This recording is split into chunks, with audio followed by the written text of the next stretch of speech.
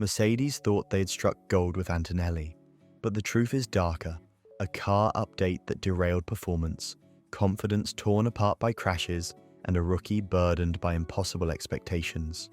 They even gave the car's mid-season package a nickname, one so controversial that it tells you everything about how bad it really was.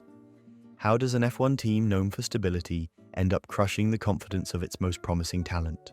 That's what we're about to uncover. What if the brightest rookie in years looked destined to win from race one? That's the story Mercedes thought they had written the moment Andrea Kimi Antonelli walked into the paddock. He wasn't a slow-burning project.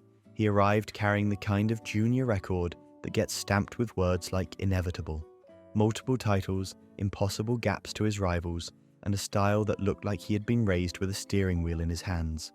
By the time Mercedes confirmed him in their seat, headlines were already treating him like the heir to Lewis Hamilton's throne. That weight doesn't just sit on your shoulders, it wraps itself around every corner, every lap, every result. And for a moment it looked like he was built to carry it. His debut in Australia wasn't flashy, but it delivered something far rarer: composure. While other newcomers tangled with walls or spun themselves silly under pressure, Antonelli kept the car on track, absorbed the chaos, and crossed the line without falling into the typical rookie traps. If you've followed the sport long enough, you know that most rookies need several painful weekends to learn the difference between holding on and folding under nerves. Antonelli skipped that entire stage. That's when the hype started to feel justified. Then came Montreal. This wasn't survival anymore. This was intent. Wheel to wheel with Verstappen in conditions that punish hesitation, Antonelli put the car where champions put it, on the inside, forcing space where none looked available. He didn't win the duel, but he stood his ground long enough to earn his first podium. To do that against the most relentless driver of this generation, in only his second major test, answered the question of whether his junior dominance could actually translate. The kid wasn't bluffing. His podium wasn't a gift of luck, it was crafted with nerve and precision. Miami gave us another glimpse. The sprint format exposes raw pace like nothing else because you can't hide behind strategy. Antonelli stormed to pole, outpacing veterans who've spent years learning the tricks of qualifying on evolving surfaces. The drying track pulled the rug on him in the race, leaving him scrapping for control rather than trophies. But the fact he planted that car at the front was reminder enough. Speed is there. It just needed refinement. For Mercedes, this looked like the early stages of a superstar forming right before their eyes. And yet, Formula One has a way of swinging the pendulum. At Monza, the same track where Mercedes expected Antonelli to stamp his authority with another statement drive, he hit disaster. A 52G crash shook not just the car, but the entire narrative. Suddenly, you had the other side of rookiedom, the violence of mistakes magnified when you're in the team that once dominated an era. For the first time, Antonelli looked vulnerable, and the paddock didn't let him forget it. But here's the key detail. Even with the bruises, the early season momentum was still intact. Mercedes insiders kept pointing to his resilience, his ability to bounce back, and fans clung to the idea that the next world champion was already in the making. The results, though uneven, gave the impression that the rough edges were being sanded down. He had momentum on his side, and momentum in F1 is everything. So how did that version of Antonelli, confident, adaptable, seemingly bulletproof, transform into the one we're watching now? Because if the early signs screamed greatness, the storm waiting in the middle of the season turned all those predictions upside down. Imagine stepping into a car so unpredictable, your confidence collapses overnight. That's exactly what Antonelli faced the moment Mercedes unveiled their mid-season update, the one the paddock quietly mocked with a nickname too ugly to repeat without context.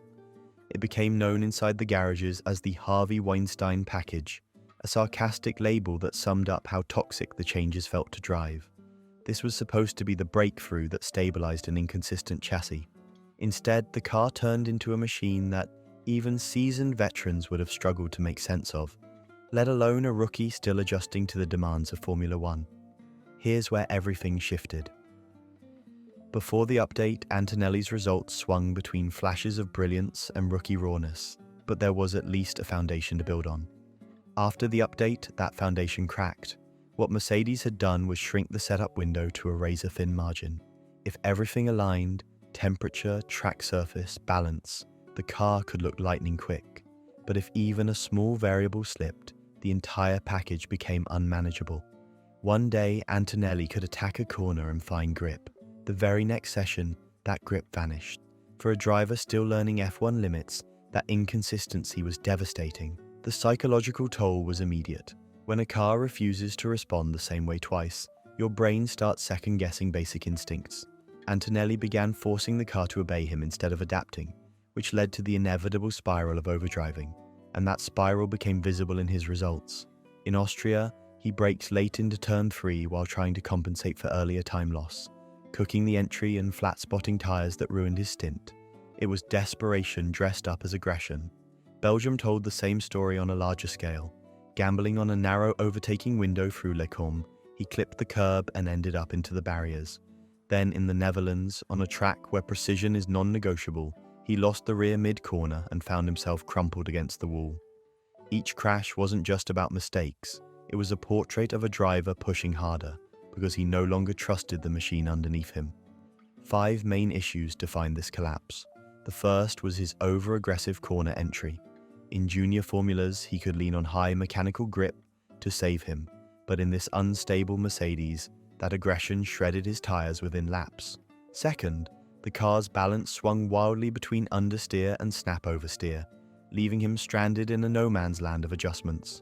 Third, frustrated by the loss of straight-line pace compared to rivals, he forced overtakes in gaps barely big enough for a front wing, stacking unnecessary risks.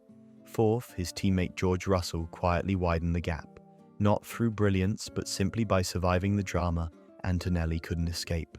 And fifth, the harsh truth, a rookie in a top team doesn't get the same luxury of mistakes.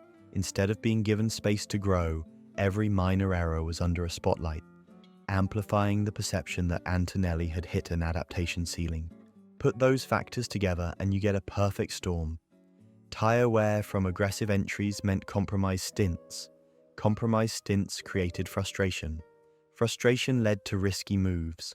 Risky moves inflated the contrast with Russell, and once that pattern set in, no amount of raw talent could break the cycle.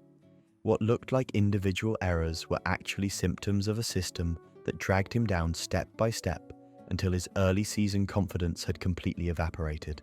So it wasn't just Antonelli crashing out or losing ground in Europe. It was Mercedes building an environment that swallowed their rookie whole. The team that once turned drivers into legends had managed to chew through its most hyped youngster in less than a season. The only question that remains is whether they can repair the damage, or if Antonelli's future will always be held back by the moment Mercedes unraveled his belief. Antonelli isn't broken. He's a rookie thrown into the worst scenario you can imagine, driving a car that fights back while carrying the pressure of being Mercedes' future.